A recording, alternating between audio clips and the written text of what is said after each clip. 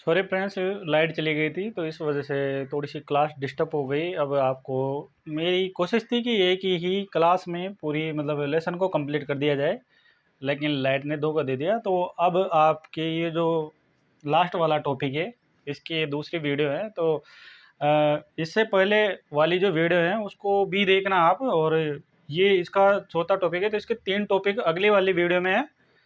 तो वो लाइट जाने की वजह से बाधित हो गई थी हमारी क्लास, और उसका जो चौथा टॉपिक है वो इसमें है।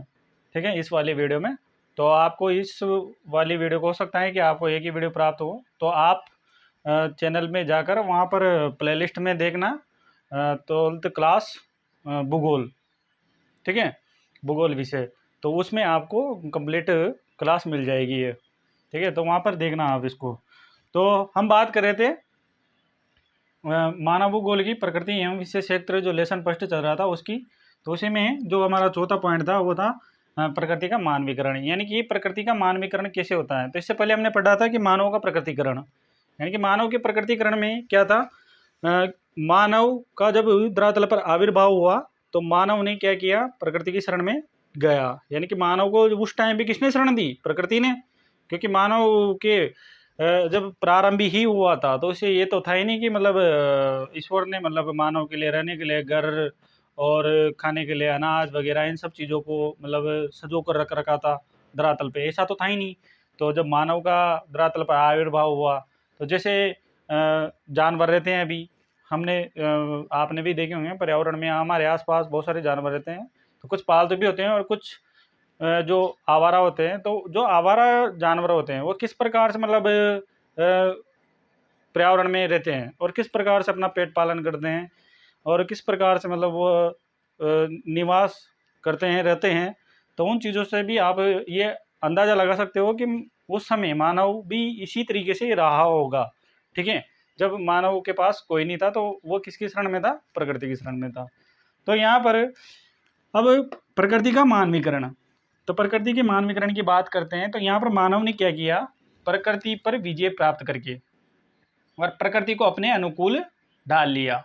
यानी कि मानव ने प्रौद्योगिकी के माध्यम से प्रकृति पर विजय प्राप्त की, तकनीकी के माध्यम से। ठीक है, जैसे कि अभी मतलब पहले मानव गर्मियों में मानव को गर्मियाँ ही लगती थी। ठीक है, सर्दियों में सर्दियाँ ही लगती थी, बरसात में बरसात से ही भी बीतता था। ठीक है, तो इनसे बचने के लिए कोई उपाय नहीं थे मानव के पास। तो फिर मानव ने धीरे धीरे अपना विकास करते हुए और प्रकृति का क्या कर दिया, मानवीकरण कर दिया। जैसे कि हम कहीं ठंडे इलाके में रहते हैं, ठंडी जलवायु वाले क्षेत्र में रहते हैं, जैसे कि उत्तरी ध्रुव दक्षिणी ध्रुव की बात करें तो वहाँ पर बर्फ जमी रहती है। तो ऐसे बर्फीले क्षेत्रों में अगर कोई मानव निवास कर रहा है तो वो वहाँ पर उनका मतलब कई कई बार मतलब जो टेम्परेचर है वो माइनस में भी चला जाता है। तो उन सब चीज़ों से बचने के लिए मानव ने ऐसी चीज़ों को ऐसी चीज़ों का आविष्कार किया जिसके माध्यम से वह वहाँ पर ठीक ठाक तरीके से अपना जीवन निर्वाह कर सकते हैं। जैसे कि अत्यधिक सर्दी वाले इलाकों में भी वो जैसे कांच की बिल्डिंग्स बनाकर उसमें हीटर को लगाकर और उसमें बराबर टेम्परेचर प्राप्त कर सकता है। तो इस प्रकार से क्या हुआ, ये क्या था, ये प्रकृति पर का मानव की विजय थी। ठीक है, तो इस प्रकार से मानव ने प्रकृति का क्या कर दिया, मानवीकरण कर दिया। यानी कि मानव ने प्रकृति को ही अपने अनुकूल बना लिया। गर्मियों में मानव को गर्मी लगती है तो उसके लिए एसी वगैरह है, कूलर पंखे वगैरह, इनका आविष्कार कर दिया। तो अभी रूम को पे करने के बाद उसमें मतलब एसी को चला दो आप, तो मतलब आपको ऐसी फील होगा जैसे कि आप शिमला में, कुल्लू मनाली या फिर ऐसे बर्फीले क्षेत्रों में विचरण कर रहे हो, है ना। तो वही बात है। तो यहाँ पर मानव ने क्या किया, प्रकृति पर अपनी मतलब तकनीकी के माध्यम से विजय प्राप्त कर ली। यानी कि मानव ने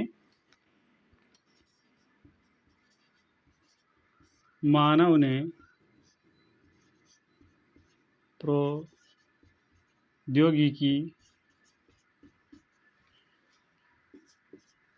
के माध्यम से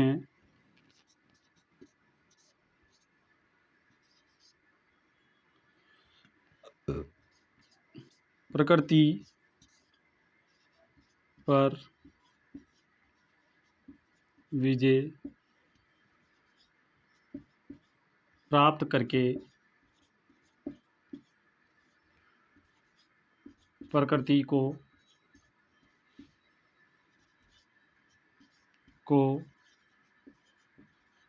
अपने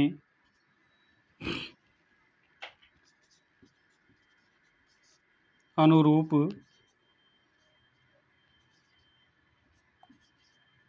ढाल लिया। तो ये क्या कहलाया? प्रकृति का मानवीकरण। ठीक है, तो हमारा जो लेसन फर्स्ट है वो मानव भूगोल की प्रकृति एवं विशेष क्षेत्र, ये यहीं पर समाप्त होता है। और इन 4 टॉपिकों में आपका जो पहला लेसन है वो पूर्ण रूप से समाप्त हो जाता है। और इसके जो लेसन के मार्क्स हैं, कितने नंबर के क्वेश्चन आएंगे इस लेसन से? 3 नंबर के क्वेश्चन आएंगे। और पॉइंट कितने हैं आपके पास? 4 टॉपिक है। इन 4 टॉपिक में से ही 3 नंबर के आपके पास क्वेश्चन आएंगे। तो आप इन 4 टॉपिकों को आराम से याद कर सकते हो।